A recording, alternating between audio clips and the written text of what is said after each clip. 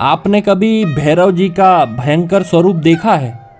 उनका बड़ा गठीला बदन और उनकी बड़ी बड़ी आंखें, लाल आंखें, क्रोध से भरी हुई, बड़ी बड़ी मूछ दाढ़ी और पूरा शरीर भयंकर काला।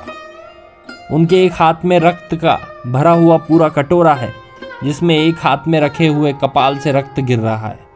दूसरे हाथों में 2 हथियार हैं, त्रिशूल है, तलवार है, और वह चलते हुए आ रहे हैं। उनके साथ में एक भयंकर कुत्ता है जो भयंकर हिंसक दिखाई देता है, जिसके बड़े बड़े दांत हैं। उसके मुख पर भी खून लगा हुआ है और वो लगातार गुर्रा रहा है।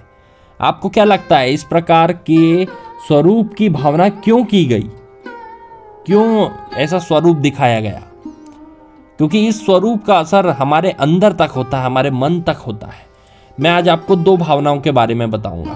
पहली है तिमिर भावना और दूसरी है निमीलन भावना। अब आप सोचेंगे ये कौन सी भावना होती है? पर भैरव जो है उनका रूप अत्यंत भयंकर स्वरूप है, यानी तिमिर रूप है, यानी अंधकार का रूप है। इसलिए कृष्ण पक्ष की घनघोर काले बादलों से भरी रात्रि का इंतजार हमें करना होगा। आपको बाहर निकलना होगा इस रात्रि में और इस भयंकर अंधकारमय स्वरूप को अपनी आंखों से देखना होगा। आपके आसपास कोई नहीं होना चाहिए। इस अंधेरे में अपनी दृष्टि को स्थिर करो। इसी को तिमिर भावना कहा गया है। इसमें अपनी धारणा को केंद्रित करो और यह आपके अंदर एक ऊर्जा पैदा करेगी, एक ऐसी ऊर्जा जो कि योगी को भैरव स्वरूप की प्राप्ति करवाएगी। आपको उसमें आनंद आने लगेगा, आपका भय धीरे धीरे समाप्त हो जाएगा।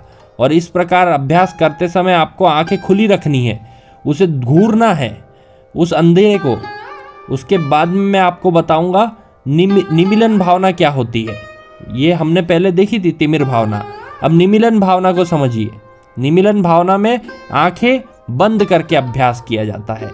कृष्ण पक्ष की घनी अंधियारी रात ना होने पर भी साधक को चाहिए कि वह अपनी आंखें बंद करके अपने सामने भयानक काले अंधकार की भावना करे। इस भावना का अभ्यास बढ़ाने पर उसकी आंखें खोलने के बाद में भी भगवान भैरव का यह भयंकर रूप ही दिखाई देता है। जब आप अपनी आंखें बंद करके उस भयंकर अंधकार की कल्पना करेंगे कि वह आपके सामने है, और जब आप अपनी आंखें खोलेंगे और आसमान में देखेंगे तो आपको वैसा ही दिखाई देगा। इस प्रकार की गहरी भावना होने पर उसकी भयंकरता समाप्त हो जाएगी और आश्चर्यजनक रूप से प्रकाशमय भैरव स्वरूप का प्रतीत होने लगेगा। आपको अंदर से एक ऊर्जा महसूस होगी, वही ऊर्जा हमें ईश्वर तक ले जाएगी। यही इन दोनों भावनाओं का इनका सार है कि हमें कैसे ध्यान करना है। आप चाहें तो इस स्वरूप में भी ध्यान लगा सकते हैं और अपने लक्ष्य को पा सकते हैं। अगर आपको वीडियो पसंद आ रहा है तो ज़रूर सब्सक्राइब करें। आगे ऐसी जानकारी हम लाते रहेंगे। धन्यवाद।